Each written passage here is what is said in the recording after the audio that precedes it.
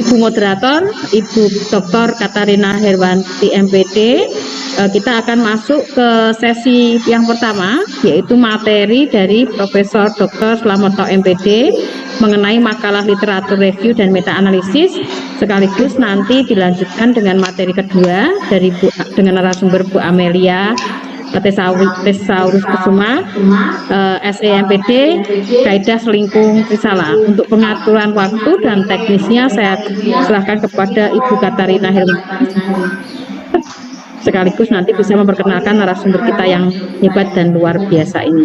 Terima kasih, saya selaku pembawa acara mengucapkan terima kasih atas perhatian dan kehadiran Bapak dan Ibu, dan mohon maaf apabila ada kesalahan atau kekurangan. Silakan Bu Katarina, waktu saya sebelumnya silakan kepada Bu Katarina. Baik, terima kasih kepada Ibu Yati Kurniawati MPD yang bertugas sebagai pembawa acara pada kegiatan pelatihan dan pembimbingan penulisan artikel jurnal ilmiah yang diselenggarakan oleh Dinas Pendidikan Kota Salatiga kerjasama dengan PGRI Kota Salatiga. Bapak Ibu peserta yang kami hormati, untuk menyingkat waktu, kita akan masuk kepada materi hari yang pertama, yaitu materi yang akan disampaikan oleh Profesor Dr. Slametto MPD. Sebelumnya akan saya perkenalkan lebih dahulu CV beliau. Izin share screen. Pak Slametto. Oh iya, Bapak Ibu yang kami saya adalah makalah literatur review dan meta analisis. Ya, monggo slide berikutnya. Kecenderungan publikasi artikel di jurnal ilmiah ada 5 Bapak Ibu. Mulai dari jurnal itu biasanya memuat atau menyampaikan karya-karya ilmiahnya dalam bentuk studi empiris, ini paling dominan. Kemudian artikel teoritis atau konseptual, kemudian literatur review, artikel metodologis atau studi kasus. Nah, kecenderungan selama ini dunia akademik lebih memilih publikasi ilmiah yang sifatnya empiris ketimbang yang sifatnya teoritis atau konseptual. Sangat dimaklumi Bapak Ibu, dan itu sangat nampak di jurnal kita, jurnal Trisala.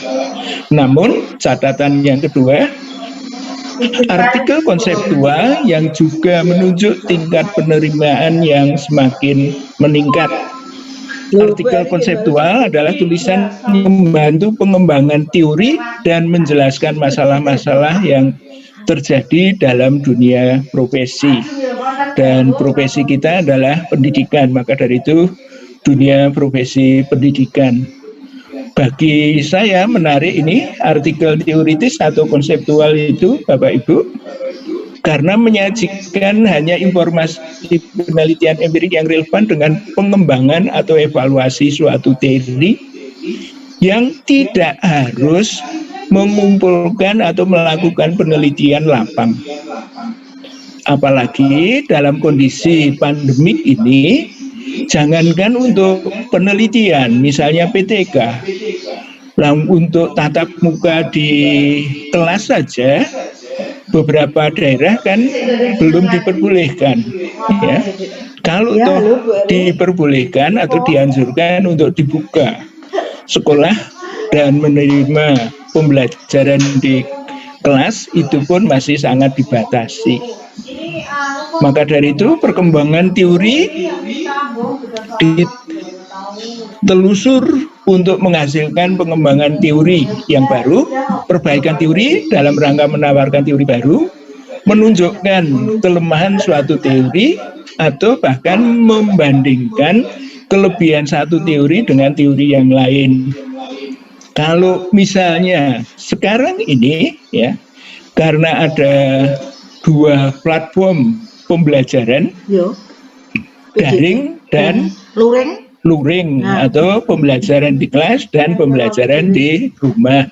Nah, kita tidak harus membuat eksperimen, kita tidak harus melakukan penelitian ke sekolah maupun ke rumah-rumah orang tua murid. Ya, tapi bisa melakukan penelitian dalam bentuk menulis artikel teoritis atau konseptual, termasuk topik yang akan kita bahas nanti. Artikel konseptual itu merupakan artikel yang menghasilkan perspektif teori yang baru, mengusulkan prosedur atau teknik yang inovatif baru, membahas isu-isu profesi yang sedang hangat, menyampaikan posisi penulis terhadap perkembangan profesi, dan menyampaikan respon atas kondisi sebelumnya. Ambil contoh Bapak Ibu, seperti 2 platform pembelajaran, ya, sebagian besar orang mengeluh kelemahan pembelajaran daring, apalagi orang tua. Apakah memang betul begitu? Bukankah ada segi-segi positif bahkan yang patut dibanggakan dengan pembelajaran daring? Nah, kita membuat kajian teoritis atau konseptual. Persyaratan apa agar misalnya pembelajaran daring tetap lebih hebat ketimbang pembelajaran onsite atau pembelajaran tatap muka di kelas? Nah, tentu itu akan membangun atau perspektif teori yang baru, yang selama ini pembelajaran daring bikin stres bukan hanya orang tua, murid, tapi guru dan juga kepala sekolah. Padahal di balik itu hal-hal yang inovatif, hal-hal yang menjadi isu profesi yang sangat hangat. Bagaimana misalnya kepala sekolah bisa mensupervisi pembelajaran anak? Bagaimana para pengawas dari dinas pendidikan misalnya untuk menghadapi isu-isu ini? Ya. Bahkan ada sindiran, harusnya gaji guru itu sebagian diserahkan ke orang tua, karena orang tua lah yang menjadi guru kedua untuk anak-anak misalnya. Isu-isu itulah jauh lebih efektif dan lebih hemat kalau dikaji dalam bentuk artikel teoritis atau artikel konseptual. Banyak hal, banyak topik, banyak artikel yang bisa kita kembangkan. Misalnya terkait dengan orang tua, ada orang tua yang lengkap, ada bapak, ada ibu, ada orang tua tunggal, hanya bapak atau hanya ibu. Bagaimana peran mereka antara keluarga orang tua lengkap dengan orang tua single misalnya? Atau ada juga orang tua yang bekerja sepanjang hari, akhirnya untuk mewakili pendampingan anak diserahkan ke pembantunya misalnya. Hal-hal itulah Bapak Ibu sangat aktual dan sedang hangat bagi dunia pendidikan dan layak diangkat menjadi artikel atau jadi konseptual, makalah-makalah yang bisa dipakai. Slide berikutnya Bu, ya. Apa yang dimaksud dengan literatur review? Ya. Literatur review adalah sebuah metode yang sistematis, eksplisit, dan reproducible, bisa diproduce ulang untuk melakukan identifikasi, evaluasi, sintesis terhadap karya, hasil penelitian, dan hasil pemikiran yang sudah dihasilkan atau sudah diterbitkan di forum, di media, atau di jurnal yang sudah ada. Artinya apa Bapak Ibu? Dengan literatur review kita tidak harus mencari data yang baru. Bahkan data, pengolahan, dan kesimpulan, bahkan saran lebih lanjut itu sudah diterbitkan. Itulah kehebatan literatur review. Sumbernya bisa kita himpun dengan bantuan internet Bapak Ibu. Dalam waktu hitungan menit Bapak Ibu bisa download atau bisa menemukan begitu banyak artikel-artikel, hasil-hasil penelitian yang sudah terbit.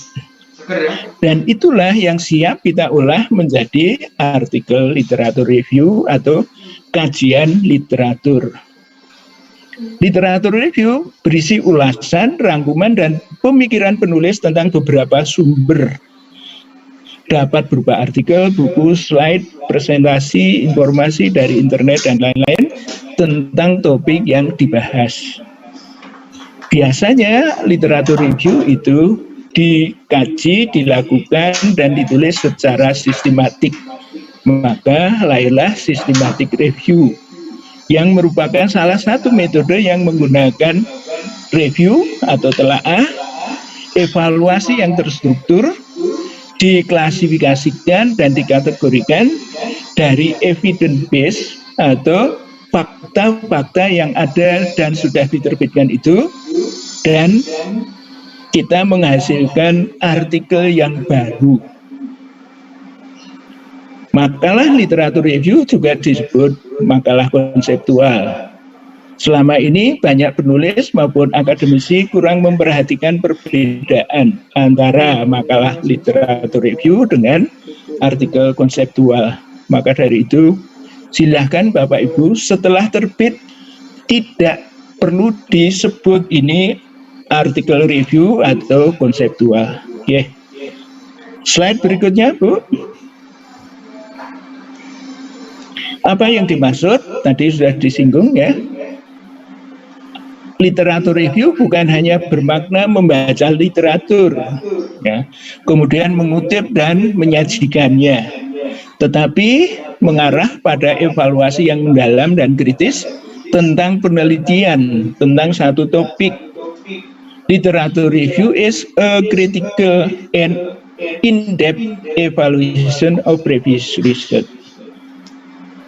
Literatur review yang baik adalah yang melakukan evaluasi terhadap kualitas dan temuan baru dari paper ilmiah.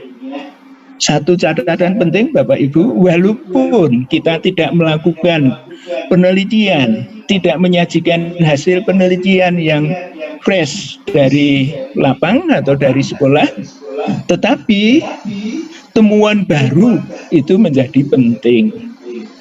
Perlu dipahami bahwa yang disebut dengan literatur ilmiah atau literatur review itu dapat berupa paper dari jurnal, paper dari konferensi atau proceeding, tesis dan disertasi. Maaf, ini skripsi tidak disebut Bapak Ibu, kecuali skripsi itu sudah masuk di nomor 1 atau nomor 2. Ya, jadi memang penelitian skripsi itu masih dinilai sebagai latihan dalam melakukan penelitian dan mempublikasikan hasilnya. Maka dari itu, skripsi kalau mau dikutip atau direview harus diterbitkan dulu melalui jurnal ataupun konferensi. Ya. Laporan dari organisasi yang terpercaya dan seterusnya. 4 jenis literatur review, Bapak Ibu. Yang paling populer itu tinjauan pustaka secara umum. Namun juga ada tinjauan literatur yang teoritis. Kalau teoritis itu sebagian besar sumbernya adalah buku-buku referensi. Namun juga ada tinjauan literatur metodologis. Nah, yang metodologis ini sumber yang dikaji adalah buku-buku metodologi penelitian. Terakhir, tinjauan literatur sejarah. Teman-teman, Bapak Ibu yang menjadi guru sejarah, nah ini paling banyak membuat tinjauan literatur secara sejarah. Lanjut Bu Katrin.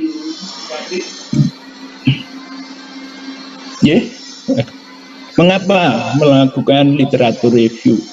Tadi sudah saya singgung. Karena kita kesulitan untuk melakukan PTK yang benar-benar, apalagi di era PPKM COVID ini. Selain itu, jauh lebih murah, lebih cepat untuk membentuk kerangka teori atau topik bidang penelitian, menjelaskan definisi, kata kunci atau terminologi, menentukan studi, model, studi kasus yang mendukung topik, menentukan lingkup penelitian, menunjukkan bahwa penulis memahami area penelitian dan mengetahui isu-isu utama penelitiannya, serta bahwa peneliti memiliki kompetensi, kemampuan, dan latar belakang yang pas dengan penelitiannya. Menunjukkan kesinambungan dengan penelitian terdahulu dan bagaimana kaitannya dengan penelitian saat ini. Yang ketujuh, mengintegrasikan dan menyimpulkan hal-hal yang diketahui dalam era penelitian tersebut. Yang kedelapan, ini penting, belajar dari orang lain dan menstimulasi ide-ide yang baru. Catatannya, literatur review tidak hanya bermakna membaca literatur, ya, atau ngutip atau copy paste, tetapi lebih ke arah evaluasi yang mendalam dan kritis tentang penelitian sebelumnya pada suatu topik penelitian dan kemudian merangkum. Jadi beberapa penelitian kita kutip, kita rangkum. Dari rangkuman itu kita analisis, kita sintesis isi, dan kita sajikan dalam bentuk suatu survei paper atau kajian literatur sebagai makalah yang utuh. Bukan seperti kalau skripsi, tesis atau disertasi. Literatur review itu kan bagian bab 2 atau kajian pustaka. Kali ini yang saya maksud literatur itu adalah makalah utuh menjadi satu artikel yang siap diterbitkan. Oke, slide berikut. Aku ngitungnya kok ono. Manfaatnya, ya, tadi sudah disinggung-singgung, memperdalam pengetahuan tentang bidang yang ditekuni, mengetahui hasil penelitian yang berhubungan dan sudah pernah dilakukan oleh orang lain. Tentu hasil-hasil penelitian yang diterbitkan dan bisa diakses. Mengetahui perkembangan ilmu pada bidang yang kita pilih, memperjelas masalah penelitian, mengetahui metode-metode terkini yang diusulkan para peneliti untuk menyelesaikan masalah penelitian. Yang keenam, coba apa Bapak Ibu? Sebetulnya bukan hanya 5, lebih dari itu manfaat literatur review. Ya. Bu Katrin, ada nggak manfaat lebih lanjut dari literatur review? Akan menghasilkan teori baru, Prof. Iya, kalau ada teori baru berarti teori itu kan nggak ada gunanya kalau hanya dipublish, tapi perlu diterapkan. Maka dari itu selain menghasilkan teori baru, apalagi Bu Katrin? Pengembangan. Iya. Berarti judul-judul penelitian yang baru untuk implementasi atau untuk pengembangan dalam praktek pendidikan. Oke, masih ada lagi, tapi kita pindah slide berikutnya. Gitu. Iya, ini Bapak Ibu strukturnya atau ruang lingkupnya.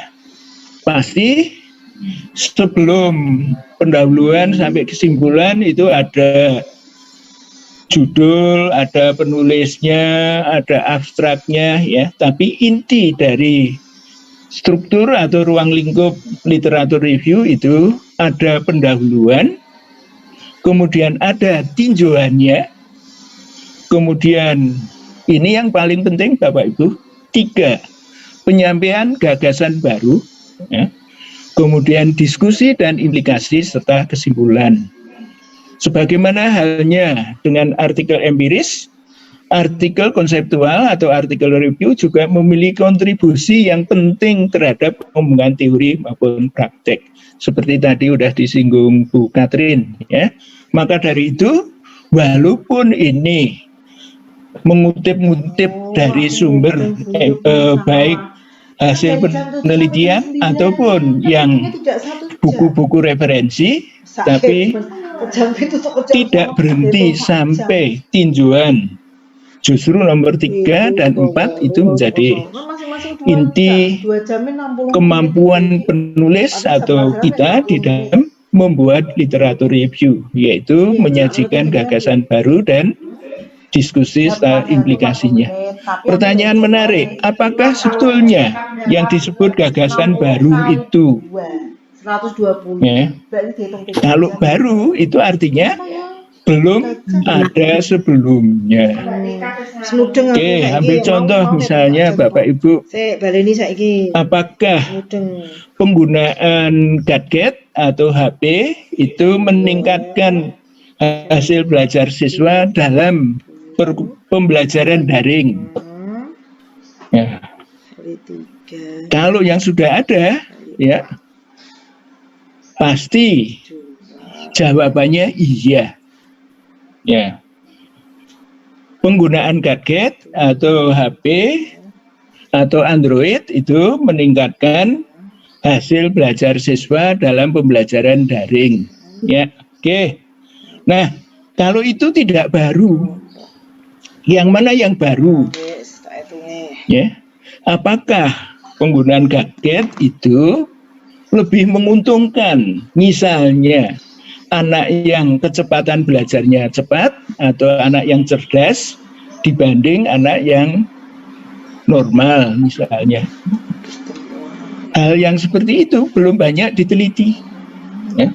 Atau Bapak Ibu lebih spesifik misalnya di kalangan ABK. Ya. Penyampaian gagasan baru tentang penggunaan gadget dalam pembelajaran daring meningkatkan hasil belajar. Iya, tapi bagi anak ABK yang mana? Beda enggak?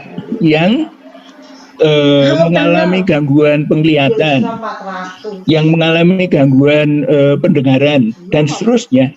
120. Itulah gagasan-gagasan baru yang belum banyak diungkap.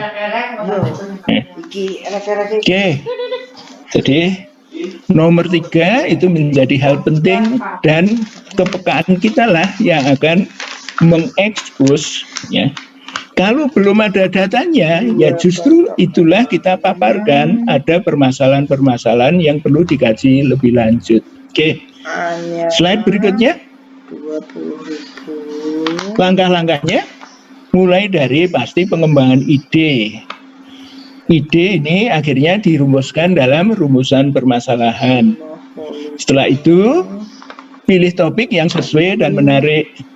Kemudian mencari literatur, ya, mengevaluasi literatur biasanya kita download, kemudian kita kutip beserta sumbernya yang relevan. Ya.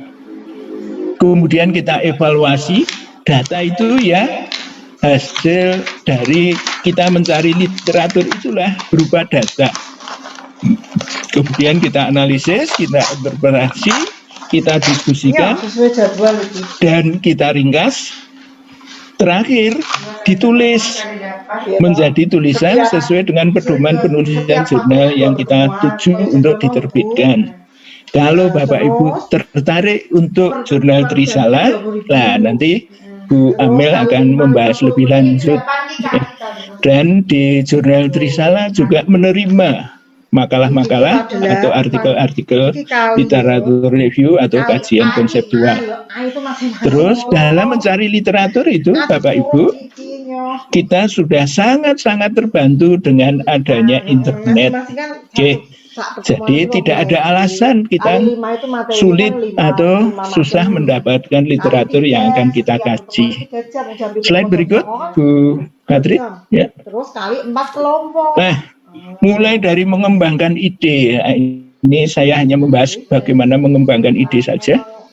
Karena penulis perlu membaca artikel yang baik untuk memperoleh pemahaman terhadap topik-topik yang akan dibahas. Ini sesuai jadwal tak Gagasan untuk menulis artikel berawal tidak dari nol, tetapi melalui kerja keras dan refleksi yang serius.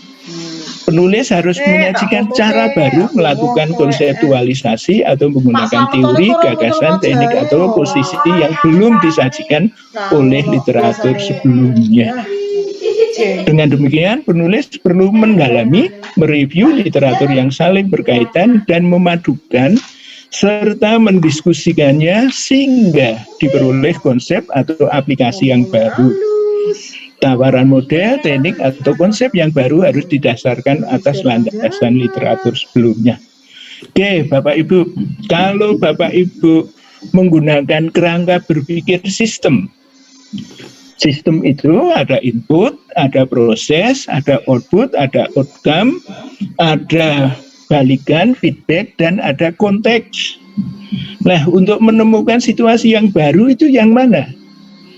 Mungkin penelitian-penelitian yang kita kumpulkan itu hanya melihat proses dan hasil, atau hanya melihat input dan hasil.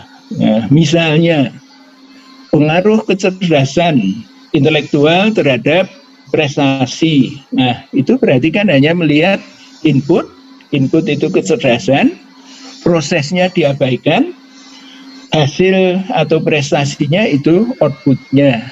Nah, pasti ada proses, ya.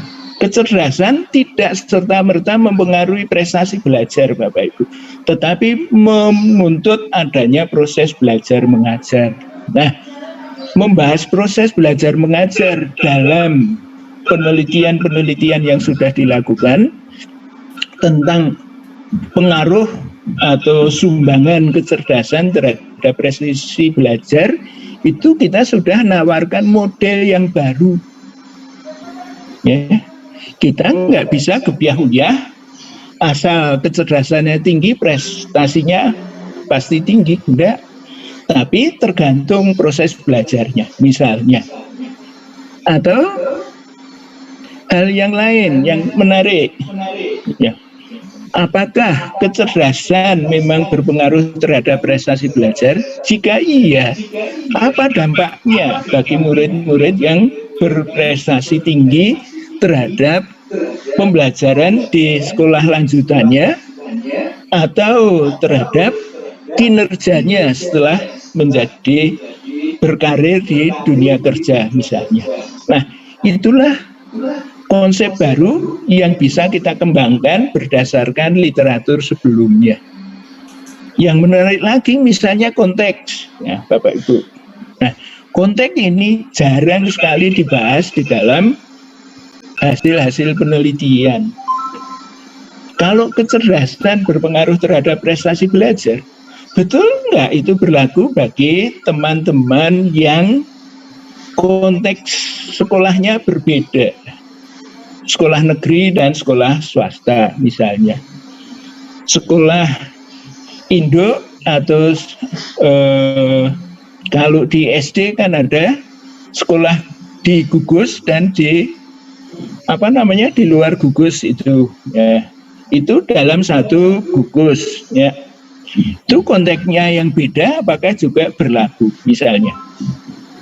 Poin terakhir, landasan literatur yang kokoh harus disertai pembahasan yang akan membantu pembaca memahami dan menginterpretasi konsep atau aplikasi baru, implikasi terhadap bidang profesi tertentu, dan kemungkinan jalan menuju riset berikutnya atau saran penelitian lanjut. Oke, berikutnya, ya. Langkah-langkahnya, sudah, Bu. Ya. Tinjauan literatur yang baik itu hendaknya memiliki nilai kontribusi terhadap peneliti maupun profesi atau penelitian lebih lanjut. Kontribusi ini menjadi penting, Bapak Ibu. Kontribusi beda dengan saran. Ya, kalau saran itu kan sesuatu yang dikehendaki untuk menerapkan temuan-temuannya. Tapi kontribusi itu tadi karena ada sesuatu yang baru, justru sesuatu yang baru itulah yang kita temukan sebagai kontribusinya. Maka dari itu, tinjauan literatur atau literatur review mengorganisasi, memadukan, dan mengevaluasi secara kritis materi-materi yang telah diterbitkan, memperjelas masalah, meringkas hasil penelitian, menginformasikan perkembangan terakhir topik yang diteliti atau state of the art. Yang nomor 4 ini Bapak Ibu, dalam banyak artikel yang saya review sangat-sangat lemah ini Bapak Ibu. Jadi kalau saya mereview yang ini selalu saya tanyakan sesuatu yang baru sebagai state of the art-nya mana gitu.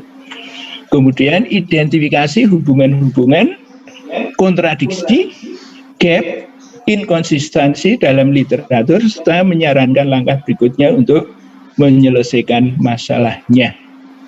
Oke, lanjut Bu.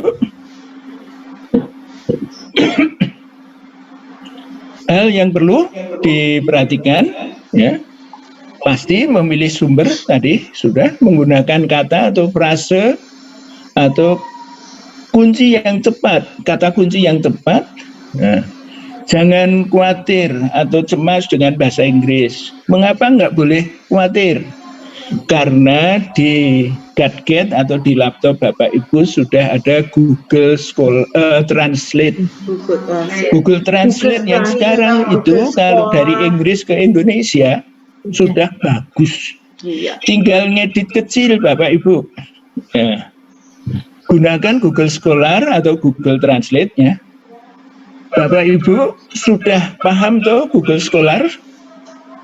Yaitu ya, perangkat untuk mendownload artikel jurnal dengan sangat mudah.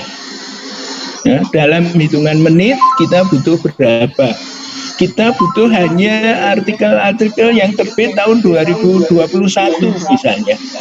Tinggal nambah kata kunci plus 2021 yang dipaparkan atau yang disajikan ke Bapak Ibu hanya artikel-artikel di jurnal yang terbit tahun 2021 saja.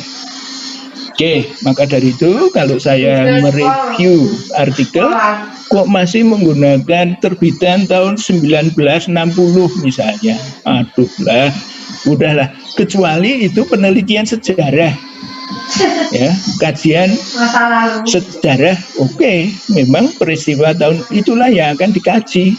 Tetapi kalau literatur review yang sifatnya umum, ya jangan gitu dah. Hindari plagiarisme atau plagiat.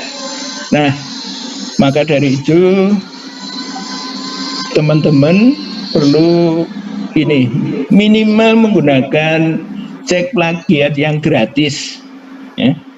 Untuk menghindari itu, jangan menggunakan kutipan langsung copy paste dari artikel yang kita akan review, di copy terus dipaste di draft kita. Jangan begitu Bapak Ibu, gitu, tapi ya, gunakan parafrase, yaitu menulis kembali dengan gaya kita, tapi tanpa menghilangkan ide yang kita kutip. Itulah memparafrase. Jangan lupa lakukan sitasi, gunakan pengaturan literatur atau referensi otomatis Mendeley misalnya, kalau itu dituntut. Di jurnal kita itu belum menuntut, ya. Beberapa cara mereview supaya terhindar tadi, ya, plagiarisme, ya. Cari persamaan, ya.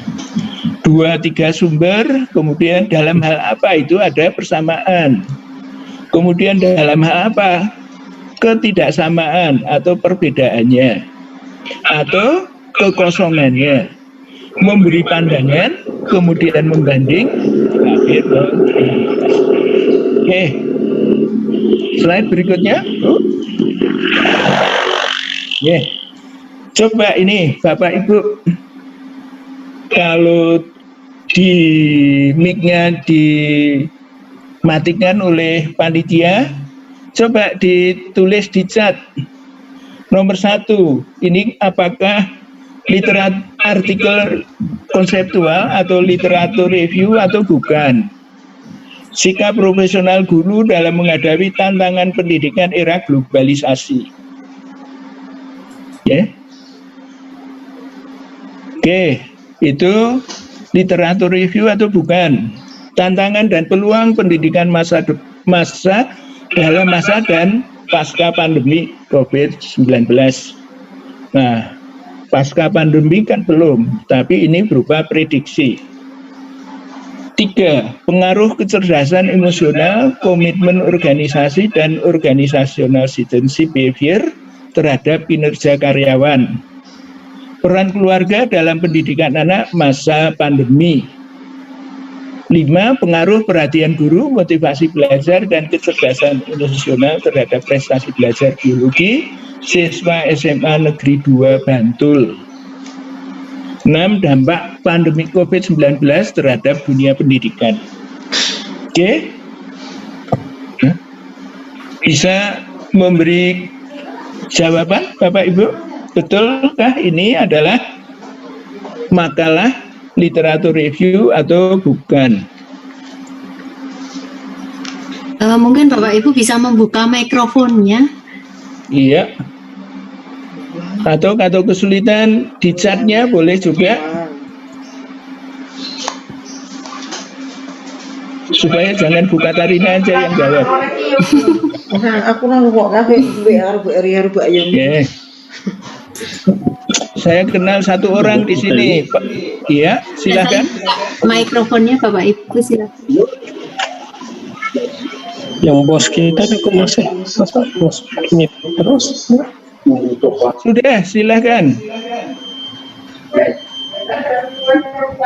Dari Lombok Barat. Silakan. Enggak, kita kan 88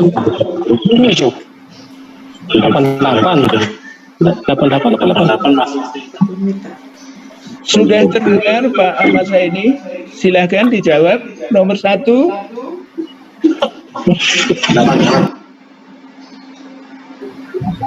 Oh, malah ditutup.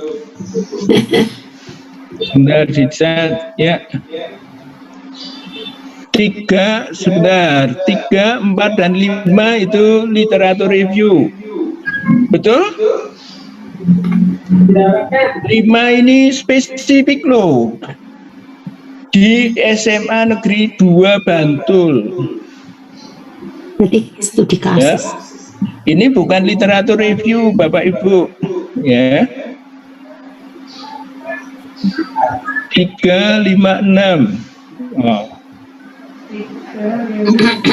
Yang lain bisa komen.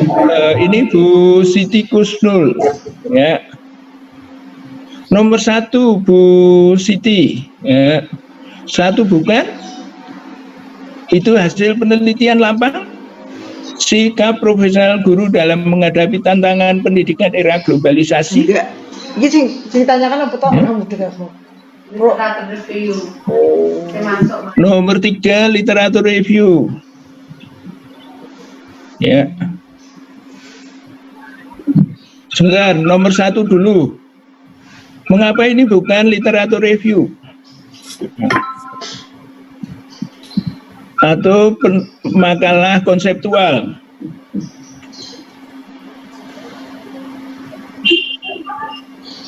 Ya. Ini harusnya adalah makalah konseptual atau literatur review. Tantangan dan peluang pendidikan dalam masa pandemi. Nomor 2 ini juga.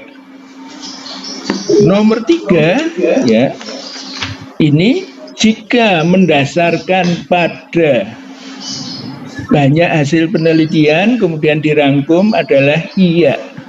Tapi kalau ini studi hanya pada satu konteks, ya, misalnya kinerja karyawan Dinas Pendidikan Kota Manokwari misalnya, itu bukan literatur review. Nomor 4 betul,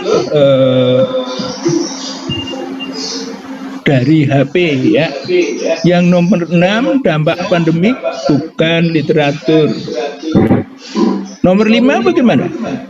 Maksudnya nomor 6 ini bukan literatur review atau kajian konseptual ya. Yang jelas nomor 5 ini bukan literatur review ya Bapak Ibu ya. Karena subjeknya atau konteks yang diteliti spesifik hanya di SMA Negeri 2 Bantul.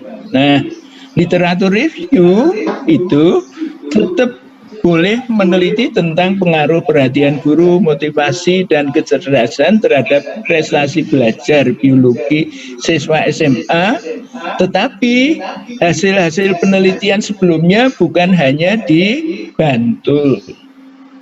Ada yang di Bantul, ada yang di Surabaya, ada yang di Medan, ada yang di Palangkaraya misalnya. Dari sekian hasil penelitian itu kita kaji menjadi satu makalah atau satu kajian literatur. Oke, begitu ya Bapak Ibu. Sudah selesai. Oke, terima kasih yang sudah merespon. Slide berikutnya Bu Katrin. Kita akan membahas meta-analisis. Ya.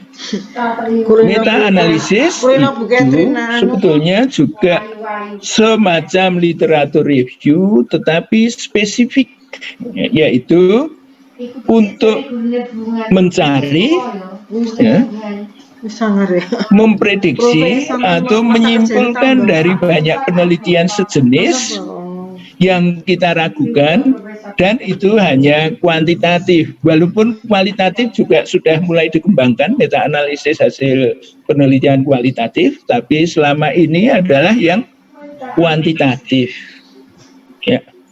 Misalnya tadi penelitian korelasional misalnya, mengapa perlu dilakukan meta-analisis? Karena penelitian satu mengatakan tidak signifikan pengaruhnya misalnya, sementara yang lain sangat signifikan. Penelitian yang lain signifikan saja. Ya. Nah, dalam meta-analisis untuk menentukan yang benar itu sangat signifikan atau malah tidak signifikan misalnya. Maka dari itu meta-analisis menganalisis beberapa hasil penelitian yang sejenis, kemudian membuat simpulan tentang kepastian dari banyak laporan atau hasil-hasil penelitian itu. Oke, lanjut Bu Katrin. Artikel meta-analisis itu berdasarkan pengumpulan data primer. Sekali lagi, meta-analisis tidak melakukan pengumpulan data langsung, tapi data sudah ada dan diterbitkan di beberapa jurnal atau laporan penelitian, kita kumpulkan dan kita analisis lanjut. Maka dari itu, meta-analisis adalah satu metode statistik yang spesifik untuk menggabungkan dari beberapa studi menjadi estimasi tunggal. Kata kunci dari meta-analisis tujuannya adalah untuk membuat estimasi dari banyak hasil-hasil penelitian. Oke, penelitian yang selama ini dilakukan untuk meta-analisis masih berdasarkan penelitian kuantitatif. Oke, lanjut Bu.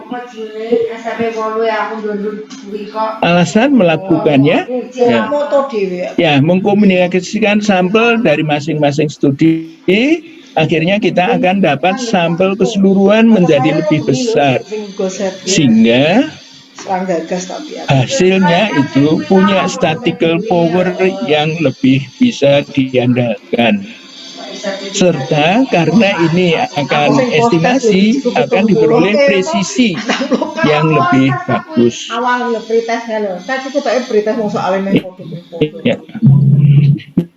Meta-analisis dilakukan apabila studi-studi yang dilaporkan dalam review tadi mungkin, ya, sehingga layak untuk dilakukan analisis gabungan. Oleh karena itu, meta-analisis merupakan komponen opsional dari review sistematik. Kelebihannya, ya, memberikan suatu summary of evidence bagi para pembuat keputusan yang tidak memiliki banyak waktu untuk mencari berbagai bukti primer yang jumlahnya sangat banyak. Oke, jadi misalnya tadi akan buat kesimpulan bagaimana pengaruh gadget terhadap hasil belajar dalam pembelajaran daring. Untuk meneliti seluruh Indonesia kan sangat mahal. Dengan meta-analisis kita mencari penelitian-penelitian yang di Indonesia bagian barat, bagian tengah, dan bagian timur tentang topik yang sama. Hasil meta-analisis itu kita simpulkan inilah pengaruh penggunaan gadget terhadap prestasi belajar di era pembelajaran daring di Indonesia. Ya, karena 3 daerah atau 3 wilayah sudah terwakili. Dari masing-masing sampel di bagian tengah, bagian timur, dan bagian barat, kita rangkum, kita gabung, maka sampel kita menjadi jauh lebih banyak ketimbang hanya satu penelitian yang berdiri sendiri. Oke, lanjut Bu Katrin. Tujuannya apa? Ya, untuk menyelesaikan ketidakpastian hasil laporan atau hasil penelitian, menjawab pertanyaan atau menyelesaikan masalah yang belum dikaji. Ya. Kenapa kok belum kaji? Ya, satu penelitian di Medan misalnya, itu kan konteksnya hanya di Indonesia Barat, itu pun sebatas di Medan. Bagaimana dengan di Jawa, sama-sama di bagian Barat? Apalagi kalau bagian tengah, apalagi bagian timur misalnya. Maka dari itu untuk menemukan konsistensi atau ketidakkonsistenan suatu penelitian yang sejenis.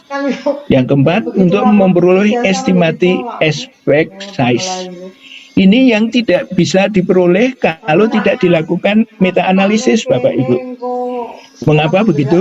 Karena besarnya korelasi atau regresi tadi mungkin di Medan, di Jawa, di Kalimantan, di Sulawesi, di NTT, di Papua beda-beda. Maka dari itu dengan meta-analisis kita dapatkan satu angka efek size yang jauh lebih bisa di tanda kutip valid dan reliable. Tidak bisa dijalur. Berikutnya melakukan intervensi dari data dalam sampel ke dalam populasi, baik dengan hipotesis ya, maupun dengan melakukan estimasi. Yang keenam, melakukan kontrol terhadap variabel yang berpotensi mengacau agar tidak mengganggu hubungan atau perbedaan dari penelitian-penelitian yang ada. Interference variabel itu bisa Pak, bahasanya jangan kita yang kendalikan gitu, Pak. Aku ramu. dengan menganalisis hasil-hasil penelitian sejenis di tempat lain. Efek size opo kuwi nggo bahasa Indonesia wae. Slide berikut, Bu. Meta analisis opo artinya? Kelebihan kita lewati aja. Kekurangannya sampling bisa bias karena masing-masing laporan penelitian atau penelitian di tempat beda-beda itu bisa beda-beda. Publication bias, ya. Ada yang diterbitkan di jurnal yang bermutu, seleksinya sangat ketat, ada yang di jurnal biasa, ya.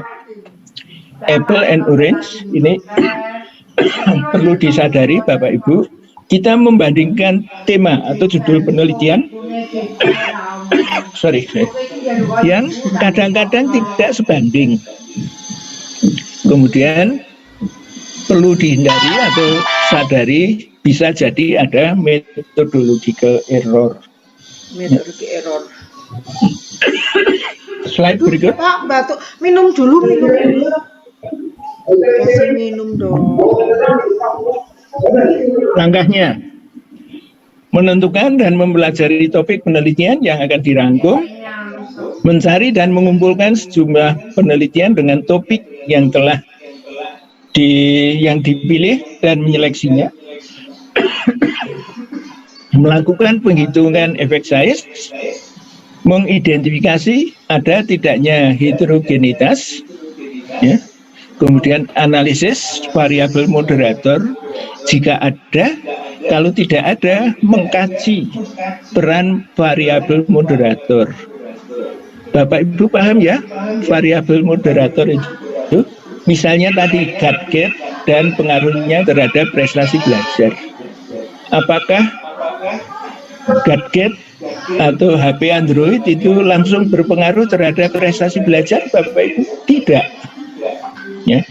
Apalah artinya gadget kalau murid dan orang tua masih gaptek dalam menggunakan itu. Iya, Pak. Karena HP atau gadget itu salah satu media untuk belajar. Dalam pembelajaran daring bukan sekedar media, materi juga ada di situ, interaksi guru murid ada di situ, pengumpulan hasil kerja juga di situ, bahkan tes pun ada di situ. Nah, bagaimana pemanfaatan gadget dalam pembelajaran dan bagaimana peran orang tua mendampingi anak dalam belajar di rumah itu menjadi variabel moderator atas pengaruh gadget terhadap prestasi belajar. Kemudian terakhir menginterpretasi hasil dan menarik kesimpulan dari penelitian meta-analisis. Lanjut Bu. Contoh lagi. Ya. Motivasi dan prestasi belajar siswa di Indonesia. Ya. Kajian meta-analisis kah? Ya. Bu Katrin sekarang yang jawab. Iya atau tidak? Nomor 1.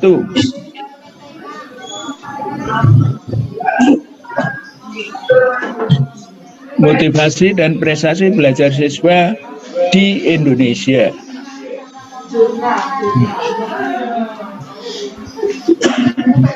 Ya atau bukan? Bukan. Hah? Betul bukan? Oh, Kalau saya jawab iya. Ya. Kalau saya jawab iya. Iya. Karena betul, motivasi nggak bisa dilihat. Iya. Apalagi mau meneliti semua murid atau populasinya se-Indonesia. Nomor 2, ya Bu Yati lagi boleh deh. Atau Bu Amel.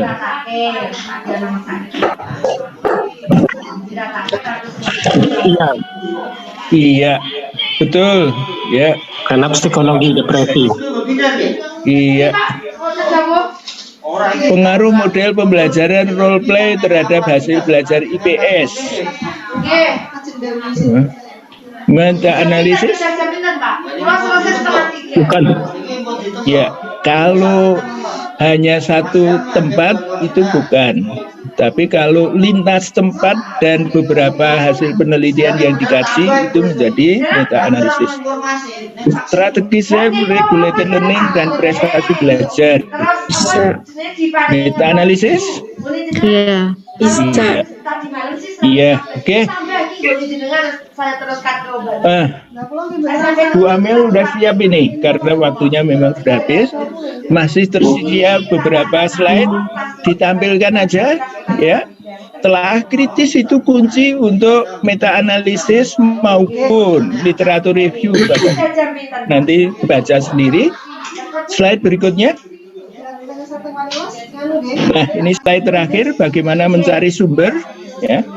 Sumber akan dipakai literatur review atau meta-analisis itu bisa dari publikasi paper di jurnal nasional maupun internasional, tesis, disertasi, jurnal, hasil konferensi, majalah, pamflet, clipping, dan seterusnya, abstrak hasil penelitian, proceeding, dan yang terakhir ini yang sangat saya anjurkan. Karena dalam hitungan menit kita bisa menemukan banyak. Satu catatan aja Bapak Ibu, baik meta-analisis maupun literatur review, saran saya minimal 10 lah sumbernya yang dikaji. Oke, kalau Bu Amel menurut UNY berapa Bu? 30? Banyak Pak. Banyak. Iya. Oh ya, minimal 30 Prof. Iya, oke. Itu untuk disertasi doktor. Ya, untuk penelitian atau artikel di Trisala minimal 10 boleh lah. Oke. Iya. Tapi Bagaimana Bu Katrin? Bu Amet ya kan. Baik, sebenarnya kalau masih membutuhkan beberapa waktu tidak apa-apa, Prof. Nanti, Oke. J. Jadi kalau presentasinya sudah, tinggal dilanjutkan tanya jawab ini, Prof. Oke, satu sesi saja. Oke.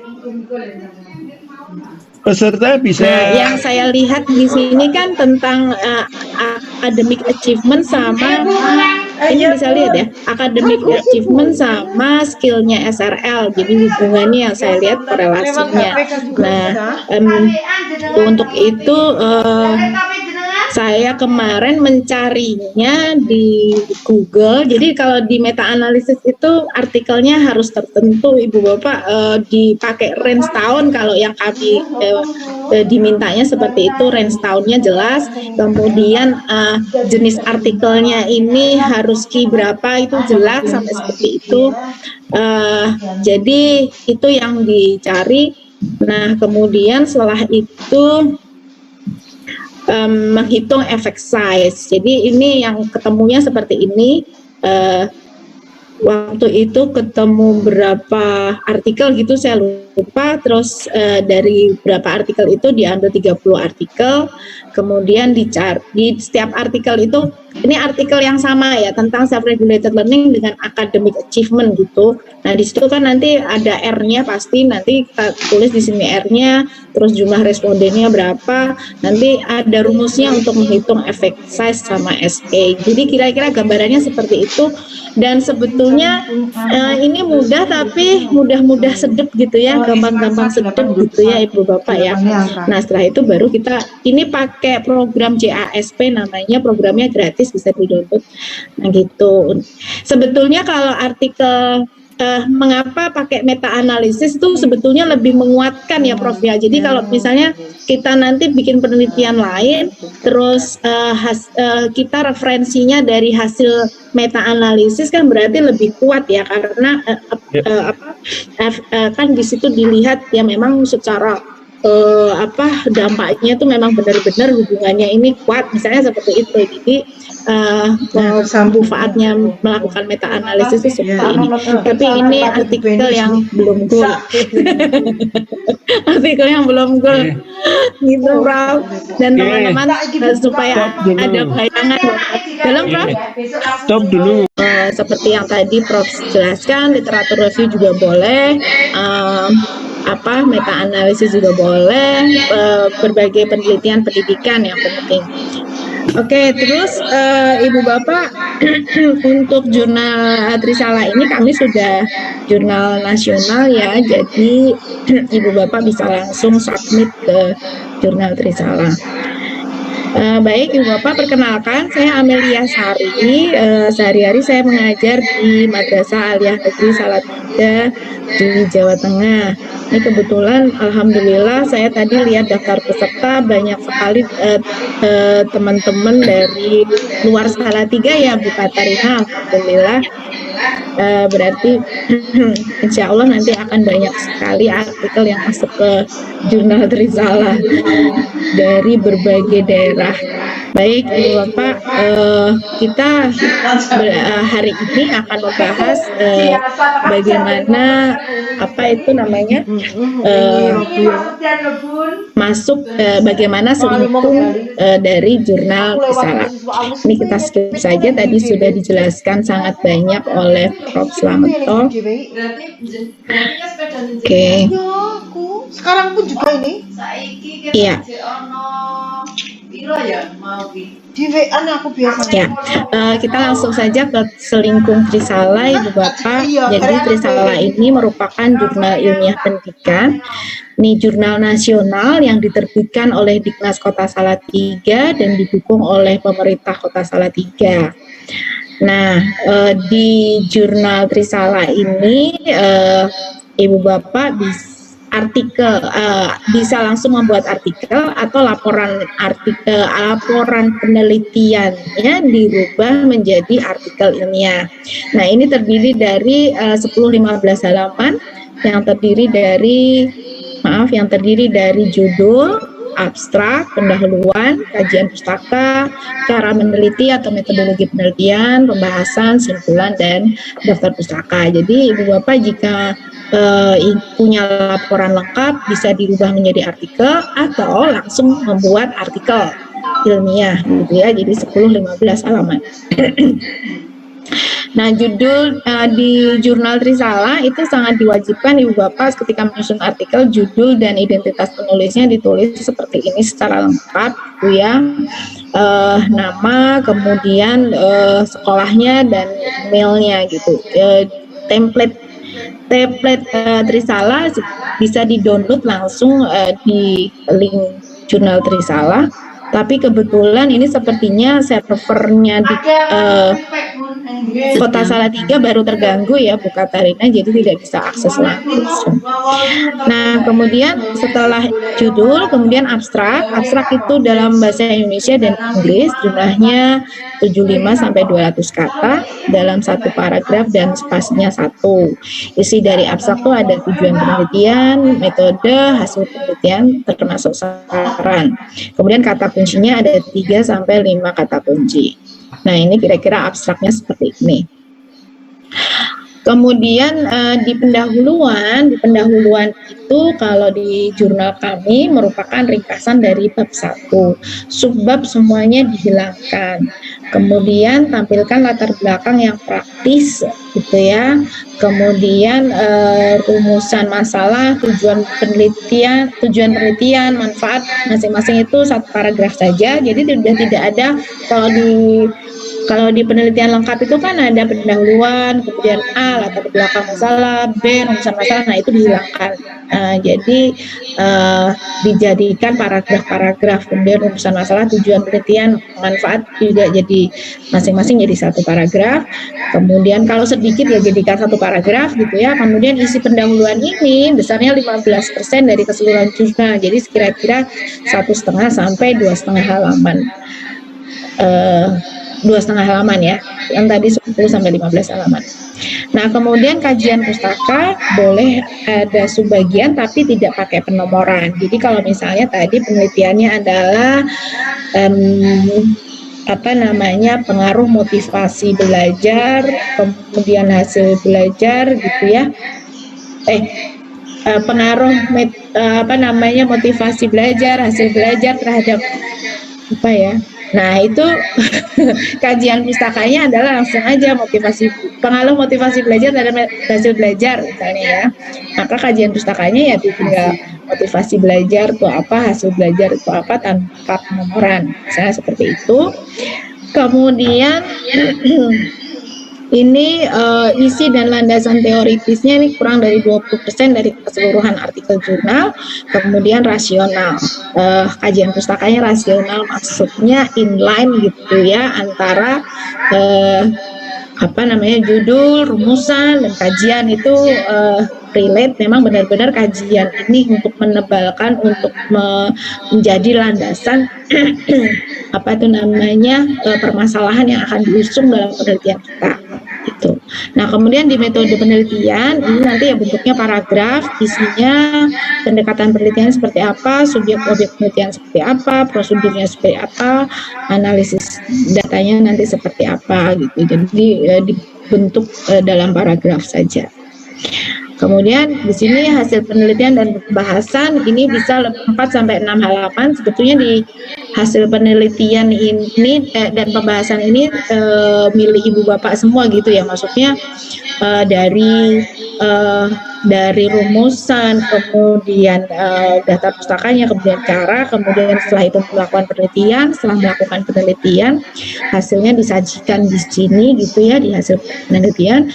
Kemudian yang terpenting sebetulnya di pembahasan itu bagaimana Ibu Bapak merelatekan, menghubungkan, membandingkan hasil penelitian Ibu Bapak dengan penelitian-penelitian sebelumnya gitu. Jadi itu yang kami harapkan.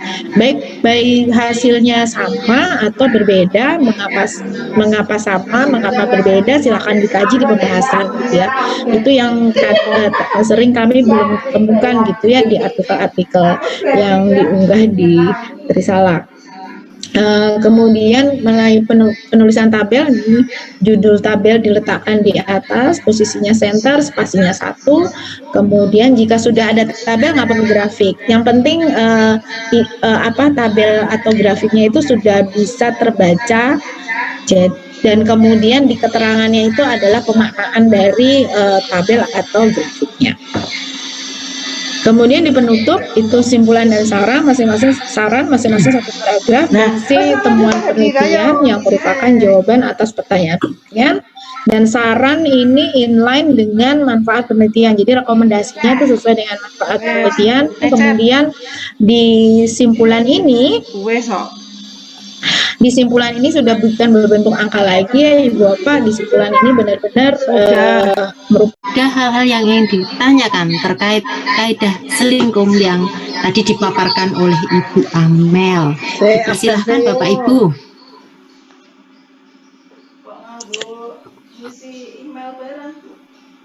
Tidak ada pertanyaan, sudah jelas semua kah? Oh ada, monggo. Yang pertama, yang raise hand dulu ya. Ini ada Ibu atau Bapak? Taslimatul. Kemudian yang kedua Bapak Sedang. Oh Bu. Bu Nafa sama Pak Dede. J. Dipersilahkan Bu Taslim. Katarina. J. Bu Katarina. Ada pertanyaan. Panggilannya. Assalamualaikum warahmatullahi wabarakatuh. Selamat siang Bapak Ibu. Terima kasih waktunya. Bu Amel, untuk selingkuh mungkin kiranya bisa di-share saja di sini, bisa di di grup WhatsApp mungkin supaya lebih jelas, karena untuk ukuran kertas dan seterusnya seperti apa. Jadi kita juga tidak hanya membayangkan abstrak itu isinya ini, pendahuluan ini, tapi jelas fontnya yang dipakai, kertas yang ukurannya berapa, kemudian batas atas bawahnya berapa, seperti itu, penomorannya harus seperti apa gitu. Terima kasih Bu Amel. Waalaikumsalam. Waalaikumsalam Bu Nafa. Insya Allah nanti saya share Bu Nafa. Langsung tak jawab dong.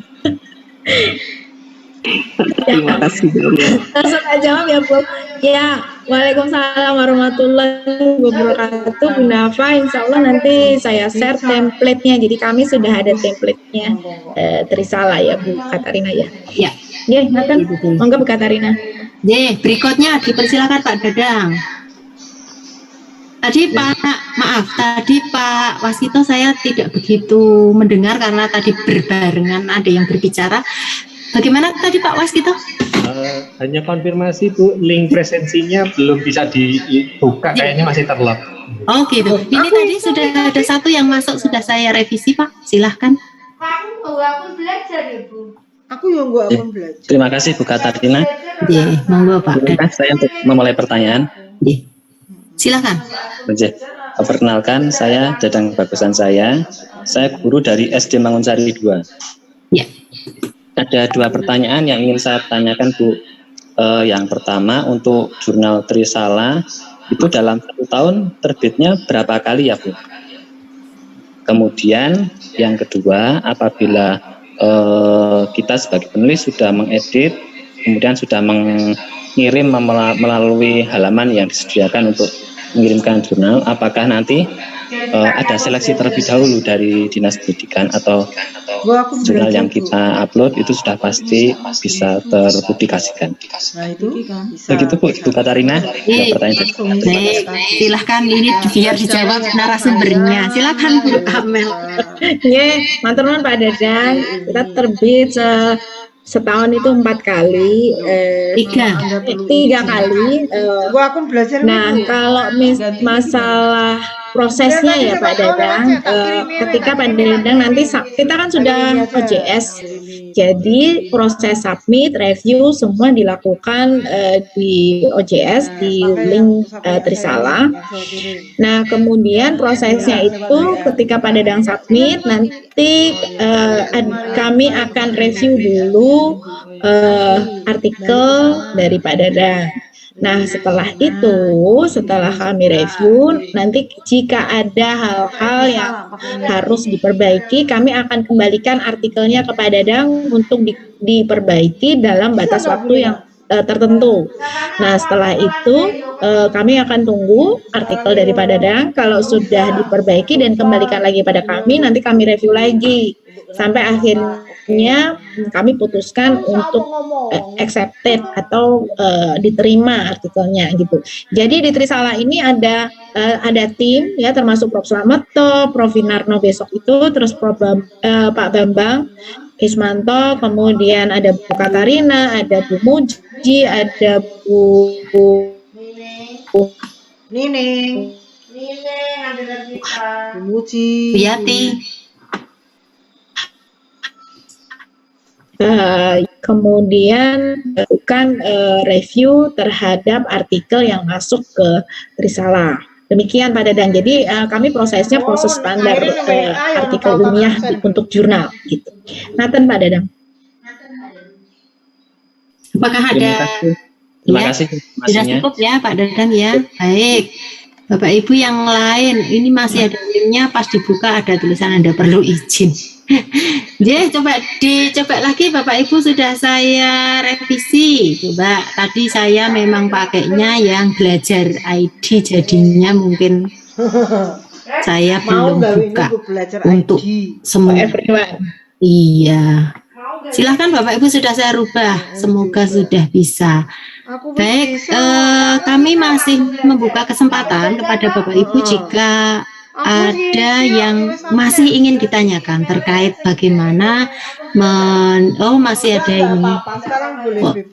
Bu Taslimatul belum, tadi sudah ya? Dan mau tambah lagi Bu Katarina, satu pertanyaan lagi kalau boleh. Kalau boleh nambah, Bu nyuwun sewu, untuk jurnal itu yang Trisala, saya mengutip pertanyaan di chat nggih, sudahkah terindeks dan kemudian skalanya nopo nggih, nasional atau hanya lokal saja? Terima kasih. Terima kasih Ibu pertanyaannya. Monggo Bu Amel. Terima kasih matur nuwun Bu Katarina, matur nuwun Bu Nafa. Kita skalanya nasional dan sekarang proses untuk akreditasi. Gitu ya, kami sudah daftar ke DOI juga karena untuk akreditasi kami harus daftar DOI. DOI itu kemarin apa? Indeks untuk jurnal internasional ya, DOI jurnal. Itu singkatan dari sebentar saya cari, Digital Object Identifier. Jadi kalau misalnya di dalam jurnal itu selalu ya, kalau misalnya dalam jurnal Ibu Pak, kalau misalnya di dalam satu jurnal itu pasti harus ada DOI-nya, karena ini seperti ciri khasnya atau identitasnya suatu artikel. Jadi misalnya seperti ini, sebentar saya buka. Nah, itu kami kemarin sudah proses itu untuk akreditasi gitu. Nah, seperti ini.